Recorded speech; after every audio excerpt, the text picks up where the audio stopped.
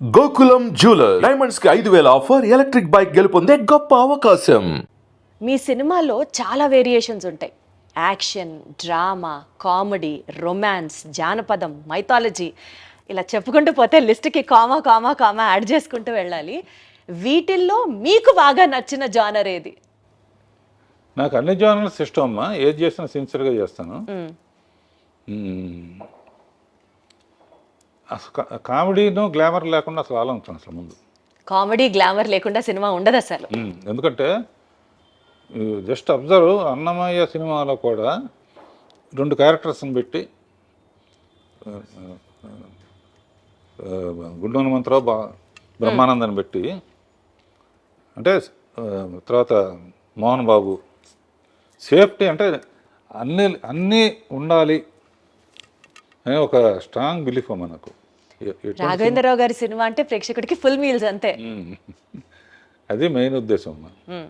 ఎప్పుడన్నా హారర్ కానీ, suspense thriller కానీ అలాంటివి ట్రై చేశారా అండి? అసలు మీకు ఇష్టమా అవి? హారర్ సినిమా చూస్తే తలదించుకుంటాను నేను. అది దెయ్యం వస్తుందని తెలియగానే డాన్ మ్యూజిక్ రాగానే ఇట్లా చూడండి అనమాట. ఆ సౌండ్ అయిపోయిన తర్వాత లేస్తాను. ఊరిని శాంపుల్కి వేటగాళ్ళలో ఒట్టి నిజం హారర్ కాదు, ఒక బంగ్లాలో నుంచి నేను వేయడం ఇది పాటలాగా ఇది పువ్వులు పూయిన తోట అని ఫైనల్ కాదు, వాళ్ళ మదరే విడిపిస్తాడని. అంతకన్నా ఇంకా అంతకన్నా హారర్ జోన్లోకి వెళ్ళారు అసలు? అది చూడండి, అసలు థియేటర్కి వెళ్తాను, అది ఆ ఎపిసోడ్ వచ్చినప్పుడు మటు తలదించుకుంటాను అనమాట. అదొకటి. గొంతులో క్యాన్సర్, సిగరెట్లు అన్నీ కూడా తలదించుకుంటాను. సో అసలు అలాంటివి కూడా చూడరు? అంటే ఏదైనా అన్ప్లెజెంట్ అనిపించింది అసలు చూడరు యూజువల్గా? బాధ వేస్తుంది, వచ్చింది ఎంటర్టైన్మెంట్ కోసం. Got it. సో అయితే మీరు అనేకమైనటువంటి ప్రసిద్ధ మ్యూజిక్ డైరెక్టర్స్తో కూడా పనిచేశారు. మీ సినిమా అని అంటే మ్యూజిక్కి ఒక ప్రత్యేకమైన స్థానం ఉంటుంది అన్నది మాకు అర్థమైపోతుంది. మ్యూజిక్ పట్ల మీకున్నటువంటి కమాండ్ అనుకోవచ్చు, లేకపోతే మీకు అది ప్రత్యేకమైన ఇంట్రెస్టా? మ్యూజిక్ ద్వారా కూడా ప్రజల్ని ఒక కనెక్షన్లోకి తీసుకొచ్చేస్తారు మీరు. ఏంటి మీకు అంత మ్యూజికల్ సెన్స్? మీ రూమ్లోకి రాగానే రాఘవేంద్రరావు గారు ఆ పక్కన ఆ కీబోర్డ్ అది చూసి కూడా అబ్బా నా క్వశ్చన్ కరెక్ట్గా అడుగుతున్నా నేను అని అనిపించింది. మీకు మ్యూజిక్ అంటే అంత ప్రత్యేకమైన ఎఫినిటీ దేనికి? మొదటి నుంచి ఫస్ట్ పిక్చర్స్ అన్నీ చక్రవర్తి చేశాడమ్మా. చక్రవర్తి నేను క్లోజ్ ఫ్రెండ్స్ అనమాట. అతనికి హార్మోనీ కానీ సరిగమలు కానీ తెలియదు. బాండ్ గిఫ్ట్ అంటారే, ఏ లైన్ ఇచ్చినా కూడా ట్యూన్ కట్టేస్తారన్నమాట. సో చక్రవర్తితో జర్నీ మ్యాక్సిమం 30-40 సినిమాలు చేసామమ్మ. తర్వాత మహాదేవన్ అన్నారు. తర్వాత పెద్ద చేంజ్ అసలు మ్యూజిక్లో సెన్సేషన్ చేసింది మన ఇళయరాజా గారు. కోటితో చేశాను, విద్యాసాగర్తో చేశాను, రాజేశ్వరరావుతో చేశాను, సత్యం గారితో చేశాను. అండ్ 24 పిక్చర్స్ 23 పిక్చర్స్ అయినాయి. కీరాణితో నా కాంబినేషన్ సెన్సేషన్ హిట్స్ అన్నీ. ఎందుకంటే మా ఇద్దరికి మంచి అండర్స్టాండింగ్ అర్థమైపోతుంది ఆ కెమిస్ట్రీ మాకు వినేటప్పుడు హాల్లో. ఇప్పుడు ఏ సినిమా అయినా సరే కీరాణి లేకపోతే నేను పని చేయలేను అనమాట. అంత సింక్ అయిపోయారు. సింక్ అయిపోయి ఫ్యామిలీగా కూడా బాగా, వాళ్ళ ఫ్యామిలీ మా ఫ్యామిలీ కలుస్తాం, 3 ఫ్యామిలీ మా ఫ్యామిలీ కలవడం.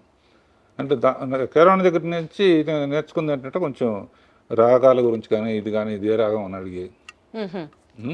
కీరాణిలో గొప్పతనం ఏంటంటే పల్లవిలో ఆల్మోస్ట్ సిచ్యువేషన్ బట్టి తనే చాలా వరకు కాంట్రిబ్యూషన్ ఉంటుంది. అలా మ్యూజిక్ అసిస్టెంట్ డైరెక్టర్గా ఉన్నప్పుడే 60 పాటలన్నీ పాడుకునేవాడిని. అండ్ మేము హాలిడేస్కి నేను మా బ్రదరు విలేజెస్కి వెళ్ళాడు. కేసరపల్లి మాది. వెళ్ళినప్పుడు సినిమా వాళ్ళం అంటే వాళ్ళ క్రేజ్ ఆ రోజుల్లో. ఇప్పుడు అంత క్రేజ్ లేదనుకో. ఇప్పుడు కూడా అంతే క్రేజ్ ఉందండి. కాదు సినిమా వాళ్ళు అంటే అదేండి, సార్ ఏదో పాటలు పాడండి అనేవాళ్ళు. నేను మా అన్న కలిసి డ్యూట్ పడేవాళ్ళం. అబ్బో, గుర్తుందా ఏదన్నా 1-2 లైన్లు ఇప్పుడు పాడగలరా?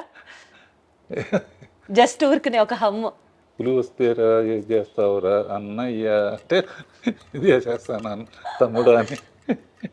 ఏదో అంటే విలేజ్ లైఫ్ నాకు బాగా ఇష్టం అమ్మా. అందుకనే తర్వాత సినిమాలు చాలా సినిమాలు విలేజెస్లోనే తీశాను.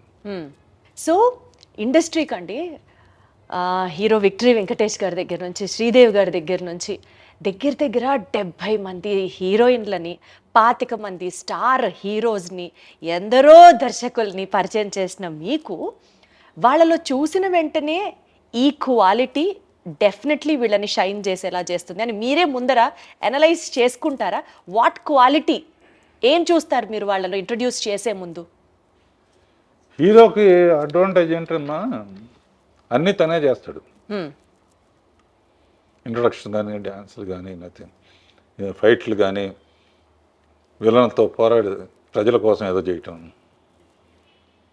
సో హీరోయిన్స్ కేవలం